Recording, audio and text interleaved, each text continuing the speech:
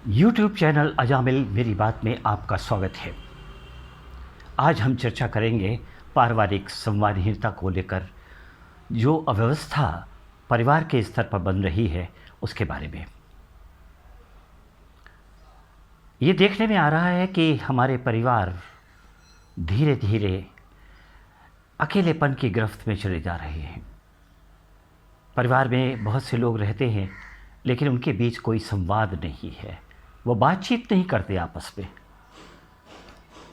एक समय था कि घर में सारे लोग बैठ करके एक साथ भोजन किया करते थे, साथ खाना खाते थे और एक दूसरे से अपने पारिवारिक दुख सुख पूछते थे, जानते थे उनके बारे में।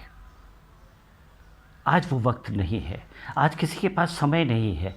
आज बहुत कम ऐसे परिवार देखने में आते हैं जहाँ सारे लोग बैठ करके एक साथ भोजन करते हों और एक दूसरे से एक दूसरे का सुख दुख जानते हों। ये बहुत दुखद स्थिति पैदा हो गई है। परिवार में अगर संवादहीनता पैदा होती है, लोग एक दूसरे से बातचीत नहीं करते, हाँ हूँ में जवाब दिया जाता है, तो यह एक बड़ा संकट उत्पन्न होने लगता है। आदमी अकेला होने लगता है ऐसे में परिवार के भीतर, और यह अकेलापन उसे डिप्रेशन की तरफ ले जाता है। ऐसे में बहुत ज़रूरी है कि हम आपस में एक दूसरे से चर्चा करते रहें, बातचीत करते रहें। सबसे ज़्यादा मुश्किल लोग किन के सामने आ रही है? हमारे घर के बड़े बुज़ुर्गों के सामने। ये सुबह से शाम तक इंतज़ार करते रहते हैं अपने बच्चों के नौकरी से लौटने का, काम से लौटने का, और उनकी उम्मीद रहती है कि ये लोग लौटेंगे तो बड़े बुज़ुर्गों से बातचीत करेंगे, उनसे कुछ उनका हालचाल लेंगे और कुछ उन्हें सुझाव देंगे और कुछ उनकी बातें सुनेंगे। आज ये स्थिति नहीं है। बच्चे आते हैं, अपने कमरे में चले जाते हैं। स्त्रियां नौकरी पेशा स्त्रियां नौकरी से लौटती हैं, वो अपने काम में लग जाती हैं। महिलाओं को ये फुर्सत ही नहीं है कि वो बच्चों से को छोड़ करके बड़े बुज़ुर्गों की तरफ ध्यान दें। यह एक अकेलापन पैदा होता जा रहा है बड़े बुज़ुर्गों के सामने ख़ास तौर से। एक दिन अभी बीच में मुझे एक पार्क में जाने का अवसर मिला, ऐसे ही चला गया था, और मुझे देखकर बहुत दुख हुआ कि दोपहर के समय उस पार्क में आने वाले ज़्यादातर लोग बड़े बुज़ुर्ग थे। मैंने कई लोगों से बात किया कि आज वो अपने घर पर आराम नहीं कर रहे हैं, यहाँ क्या कर रहे हैं, और उनका जवाब था कि मैं घर जाके क्या करूँगा, वहाँ है ही कौन मेरा, कोई मुझसे बात नहीं करता, कोई मेरी तकलीफ़ें नहीं पूछता, मैं घर जाके क्या करूँगा। एक महिला मिली मुझे, और उससे जब मैंने पूछा कि तुम यहाँ अकेली पार्क में क्या कर रही हो, 70 के आसपास उसकी अवस्था रही होगी, उम्र रही होगी।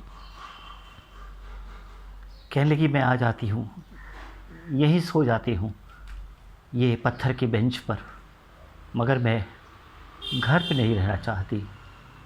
घर पे सब मेरा अपमान करते हैं, कोई मुझसे बात नहीं करता। ये सुनकर मुझे बहुत दुख हुआ। बड़े बुज़ुर्गों की स्थिति यही हो रही है। हमने उन्हें अकेले छोड़ दिया है, उनकी किस्मत पर छोड़ दिया है, उनके हाल पर छोड़ दिया है, जैसे मन हो वैसे रहो।